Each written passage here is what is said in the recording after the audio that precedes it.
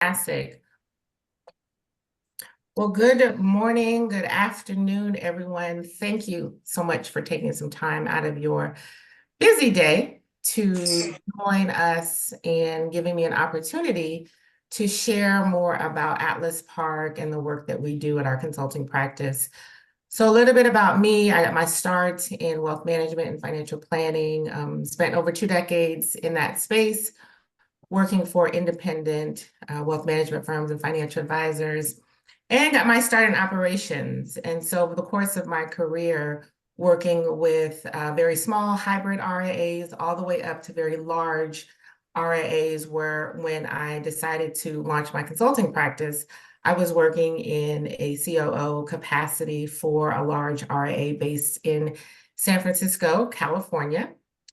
And they had about 1,000 client households, 45 employees, and managed about 3 billion in assets under management. So over the course of time, I have seen a lot of different things in the RIA space. And for those of you who may not be as familiar with the RIA space, that's registered investment advisors. And that is my niche. Those are the clients that I came out the gate really serving. But since launching in October of 2018, have really expanded my practice and working with more clients that you'll hear about today. So as I preface this presentation with think about questions that you want to ask me, and think about it from the perspective of your own business and how you might be able to apply some of these strategies to your own practice and your own business, as well as that of your clients. So when it comes to Atlas Park Consulting, what do? We're a business strategy and fractional COO agency where we rescue our clients from operational chaos without feeling overwhelmed so that you can have more control over your business operations, better systems, and really better way of getting things done in your business. So what do most small business owners and their teams want, right? At the end of the day, small business owners want more money, more time, and more control over their business. The challenge is, how do you actually get to more money, more revenue generation, more time, and more control? And that's really what we're going to talk about, what that looks like today. If you joined us last Friday on my introductory to Atlas Park talk, I asked you a question. Could you be gone from your business for any period of time? Would it still run? Would the business still run without you? If there's any hesitation, today's presentation is really going to give you some insights about how to fix that challenge. So, what are some of the challenges that business owners are facing on a day-to-day basis? Maybe they've lost control of their business operations. Things are really in a ditch and they're chaotic constantly. Or maybe they've lost clients or revenue, which happens frequently. Maybe a very big client has decided that they don't want to work with you anymore. They don't feel like they're getting that level of service that they're used to getting. Or you've lost credibility. You said you were going to do something, or you said that your business was going to perform in a certain way and it hasn't. So, and then the last piece is really lost teams. Do you have a revolving door of talent? Are you hiring every 3 to 6 months? When you do hire, are you taking the time to really train your team so that they can show up and do the things that you need them to do and help them really be successful? If any of these challenges are ringing true for you and you're wondering, how can I fix those things? We're going to talk about that in just a few moments here. So let me share a little bit about who Atlas Park Consulting serves. And I've come up with a really convenient acronym for that. That's FATIMAs. Financial advisors, those who are in transition, maybe they're breaking away from a large broker-dealer, wanting to go independent, insurance professionals, those experiencing mergers and acquisitions, as well as successions. So when you think about who Atlas Park serves, it's really kind of this ecosystem of financial services professionals, and these are the ways in which we categorize them. Now, who are some profiles of our best clients? We tend to work with firms anywhere between 3 and 15 employees. That's a combination of leadership as well as support staff. They can be W-2 employees as well as 1099, but the key factor here is that there's about 3 to 15 employees. Minimum gross revenues of about $500,000 and up. Key piece here is a growing client base. The firm wants to grow. They are growing, probably at about 60 households now. That number can vary, but when I think about my best clients, that's really where they are. And then a desire to sell or have some sort of succession event at least 10 years out. So they recognize they're growing, they want to get better control of their business operations and really want to then maximize value of that practice long-term, but also improving the day-to-day management. You know, if you think about your own business, I'm sure there are things that have kept you up at night and you're wondering, how do I actually get solutions to these things? And it's the same with the profiles of our best clients. So let me present another question to you. Think about your own business. What's missing from your business today? If you think about your top level pain points, what's causing you the most frustration? Well, for a lot of our best clients is not having rinse and repeat frameworks. They're constantly winging it. I have a client that I'm working with now based in Los Angeles. It's a 5-person wealth management team, and they've been in business for about 12 years. But the challenge has been how to systematize the business. How do we make this more rinse and repeat and avoid having to wing it every day? And this often happens when you build a business, but you haven't really thought about the frameworks behind the business. You show up every day, you get the work done. But if anyone asked you, how are you actually getting the work done? What would you be able to share with them? And that's the same challenge that my clients were having in Los Angeles. Maybe you want to better leverage your tech. Most of us have multiple technology solutions that we're using in our business. And so how do you better leverage your technology to get the level of efficiency and optimization that you're looking for? Maybe you want to have systematized client acquisition and conversion activities. How would your revenue shift if systematized client acquisition was just rolling on a day-to-day, weekly basis, and you had a framework that was tried and true that you could leverage over and over and over again? Better yet, you could even train team members to handle some of these activities for you. And then the last piece is really improving leverage of your people and teams. One key factor with a lot of our ideal clients is they're growing, right? You can't do everything by yourself. So how can you make sure that you have the right team members in the right seats in your business and you've set them up for success by training them well so that you can improve the leverage of those individuals? So what we provide at Atlas Park Consulting is really systems and operational frameworks as your business grows.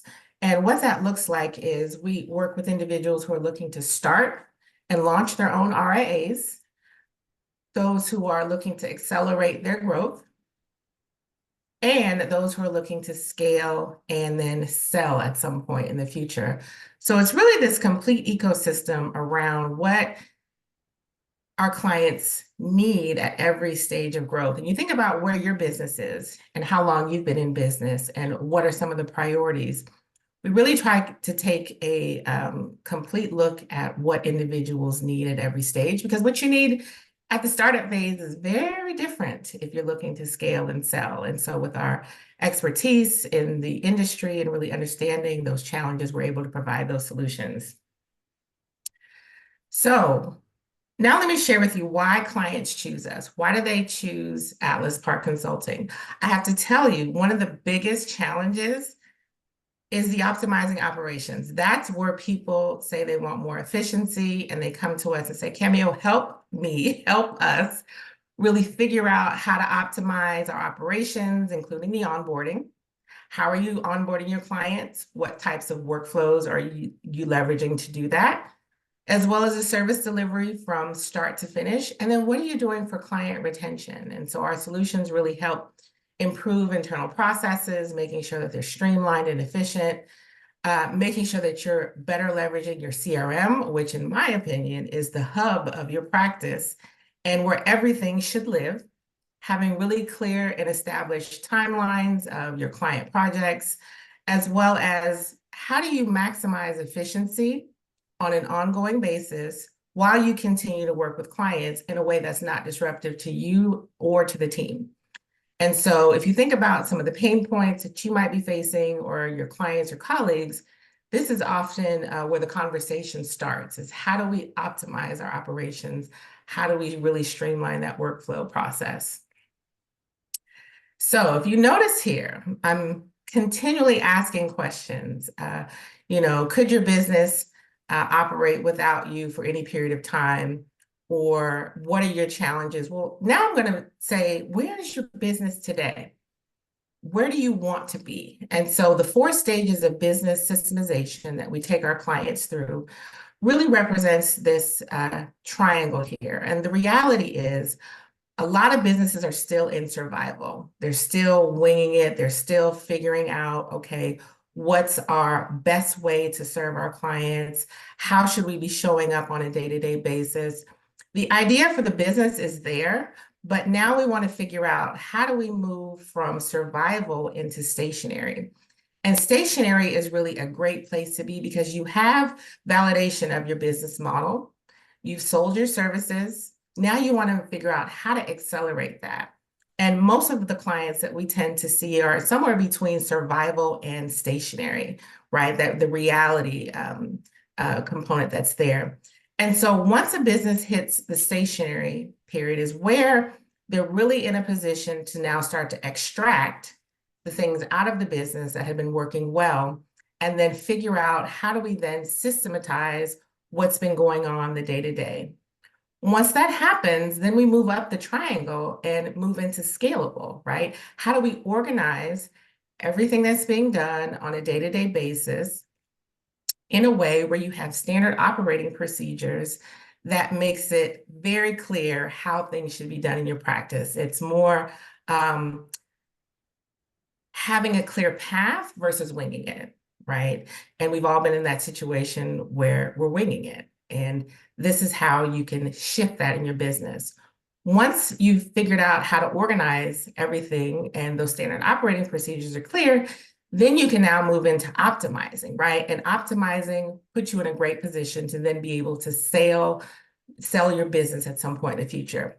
Because at the end of the day, any new buyer who's coming in and is evaluating your company wants to know that the business can run without you as the leader.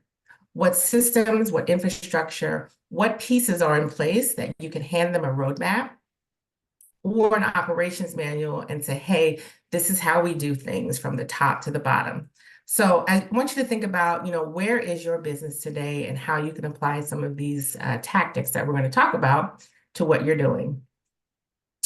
So how much is it costing you not to systematize your business? We just saw that triangle there, and you are on the left-hand side of the screen. You have 2 options.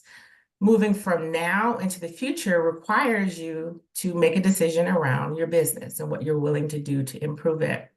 If you do nothing, then you stay in survival mode. And survival mode is a very chaotic and a frustrating place to be, especially as you put so much time and energy into your business. And in order for you to move it to saleable, talks about going through those 4 steps and really extracting the knowledge from your business, extracting the systems, getting things documented in a way so that at the end of the day, some point in the future, you want to sell your business, you have a roadmap that you can then pass along to the buyer that says, this is how we do things. And how much would that increase the value of your company, having that roadmap? Aside from the client base, right? The client base and the future revenues of that client base are extremely important. What kind of valuation or multiple would increase if you had systematized things to the point where the business could run without you? So as Atlas Park moves clients from survival to sell and really having this complete business reliability solution, we provide audits. There's no point in starting to do things in your business without really evaluating where things are today. And so this is a top-down business operations evaluation. There's a recommendations report that really guides the corrective work. And then my team and I really help project manage and implement alongside your team. This is a great way to manage all the moving parts and pieces of your business, and then being able to see very clearly how each area of your business can be impacted by the next. So I'm sure you're wondering, how do you actually move from survival to sell, right? Cameo, that sounds like a whole lot of work. How do you actually get it done? Well, there's a 7-step framework that we invite our clients to adopt in going through this process. And so the framework to restore order and really build complete business reliability starts with defining your systems, making assignments, extracting the knowledge, organizing all the knowledge in your company, figuring out how to then integrate along with your team and with the day-to-day operations, as well as optimizing and then scaling. Now, those are broad terms that I just shared. Let's break those down a little bit more so you can see exactly what that looks like. So we often look at 10 to 15 systems as a starting point, and I'll share with you what those systems are. We get a systems development action plan in place. Who's doing what? Get your team involved in this process, right? You as the owner, you as the business owner, doesn't have to do all the work yourself. We understand who are the knowledgeable workers in the team and then bring them in so that they can help make this a much more easier process and then turning this into a shapeable system. We figure out what technology you're using, get the team buy-in so that everybody's excited about the optimization process, and then move into scaling and then optimizing over a number of months. So that's really how the systemization process works. Now, when it comes to what does the audit review, every business, I don't care what size you are, should have these 5 departments: marketing and sales, finance, operations and client service, people and HR, as well as management.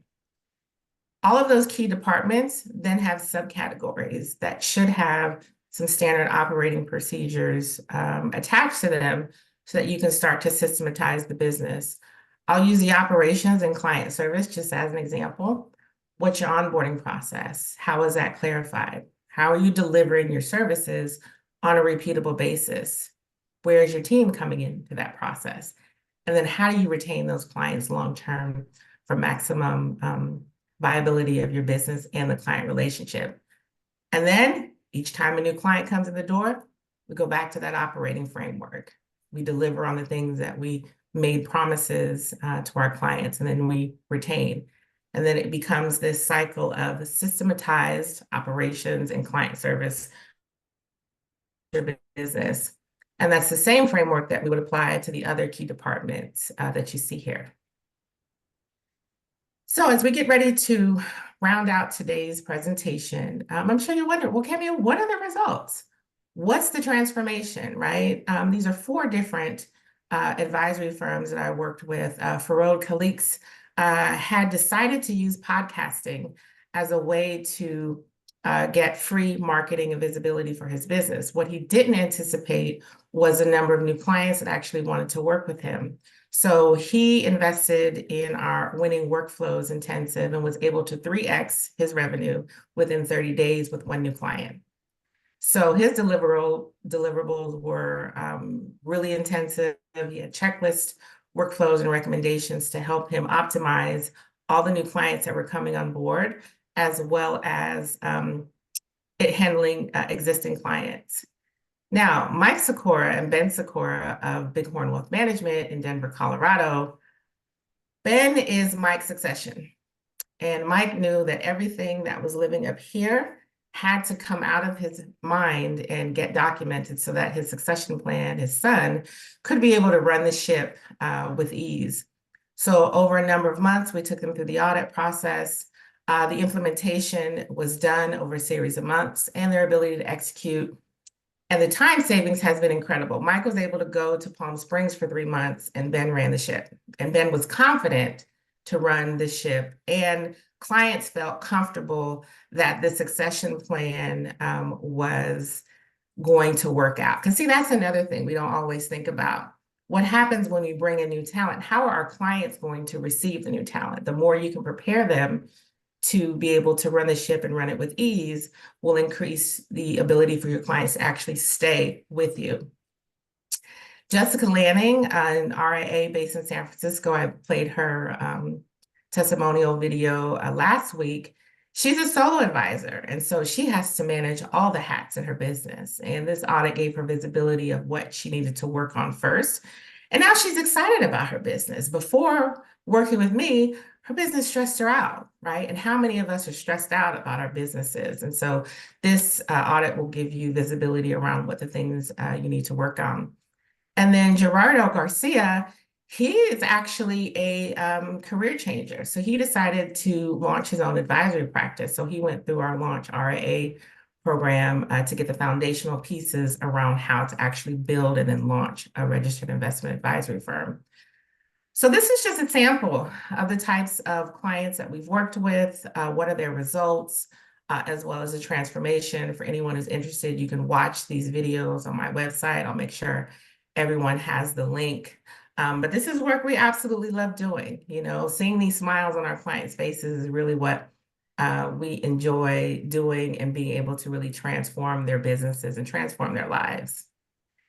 So I want to thank you so much for your time and attention today. I want to make sure we have some time for Q&A. So I will open it up for questions. Here's my contact information. You can scan the QR code on the screen and get access to my website. Thanks, everyone.